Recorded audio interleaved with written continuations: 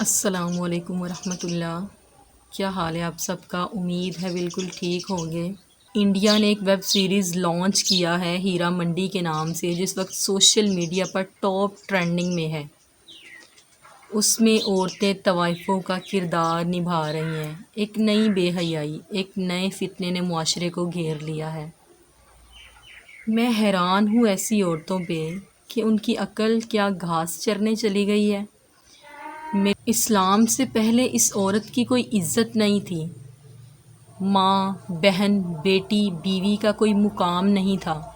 لوگ اپنی سوتیلی ماں سے نکاح کر لیتے تھے، اس کو جائز سمجھتے تھے، اور عورتوں کے ساتھ ایسا بدترین سلوک کیا جاتا تھا کہ جس کی مثال کہیں پہ نہیں ملتی۔ لیکن آج کی عورتیں، جن کو اسلام نے اتنی عزت دی، اتنا مقام دیا، اتنا مرتبہ دیا کہ ماں کے روپ میں ہے تو اس کے قدموں کے نیچے جنت رکھ دی، بہن کے روپ میں ہے تو گھر کی عزت بنا دیا، بیٹی کے روپ میں ہے تو اس کو رحمت بنا دیا، اور اگر یہی عورت بیوی کے روپ میں ہے تو اس کو سکون کا ذریعہ بنا دیا۔ اتنی عزت دی اسلام نے عورت کو، لیکن یہ عورتیں کیوں زمانہ جاہلیت میں واپس جانا چاہتی ہیں؟ اس بے حیائی کے بارے میں بات کرنے کو غیرت ایمانی گوارا نہیں کرتی کہ ہیرا منڈی، جہاں پہ عورتوں کو بھیڑ بکریوں کی طرح، جانوروں کی طرح خریدا اور بیچا جاتا ہے۔ بہت پہلے کبھی اس کے بارے میں سنتے تھے کہ ہیرا منڈی میں عورتوں کی بولیاں لگتی ہیں، لیکن آج کل یہ اپنی آنکھوں سے دیکھنے کو مل رہا ہے۔ اس عورت کو اتنی اسلام نے عزت دی، اتنی عزت دی کہ اسلام کو قبول کرنے کی سعادت سب سے پہلے ایک عورت کو ملی، مرد کو نہیں، ایک عورت کو ملی۔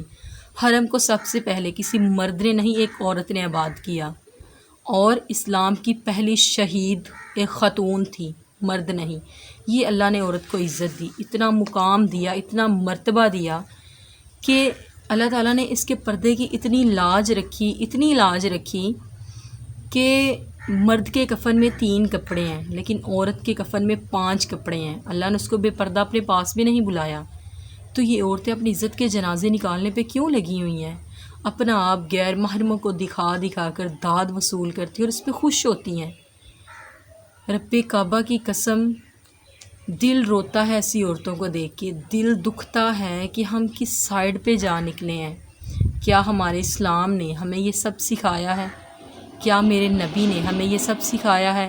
اس عورت کو میرے نبی نے وہ مقام دیا، وہ عزت دی کہ جب حاتم طائی کی بیٹی قیدی بن کر مسلمانوں کے ہاتھوں میں آئی اور نبی صلی اللہ علیہ وسلم نے فرمایا، عمر بیٹی کے سر پہ چادر دو۔ عمر رضی اللہ تعالیٰ عنہ بڑے حیران ہوئے کہ یا رسول اللہ، کافر کی بیٹی ہے اور آپ کہہ رہے ہیں اس کے سر پہ چادر دو؟ تو میرے نبی نے کیا فرمایا، عمر بیٹی بیٹی ہے، چاہے وہ کافر کی ہو چاہے وہ مسلمان کی ہو۔ اس عورت کو میرے نبی نے اتنی عزت دی، اتنا مقام دیا، اور آج کی عورتیں اپنی عزت کے جنازے نکالنے پہ لگی ہیں۔